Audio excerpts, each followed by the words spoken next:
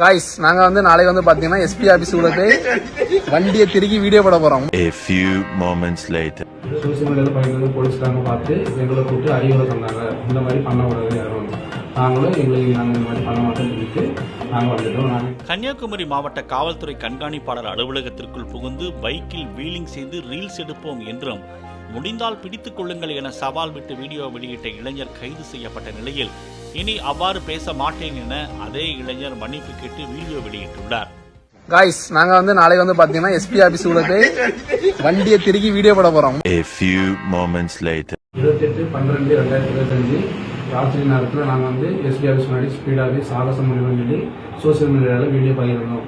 Social மீடியாவில் பகிர்ந்து போலீஸ்காரங்க பார்த்து எங்களை கூப்பிட்டு அறிவுரை சொன்னாங்க, இந்த மாதிரி பண்ணக்கூடாது யாரும். நாங்களும் நாங்கள் இந்த மாதிரி பண்ண மாட்டோம்னு சொல்லிட்டு நாங்கள் வந்துட்டோம். நாங்கள் இந்த மாதிரி தப்பு யாரும் பண்ண மாட்டோம், நீங்களும் யாரும் பண்ணாதீங்க.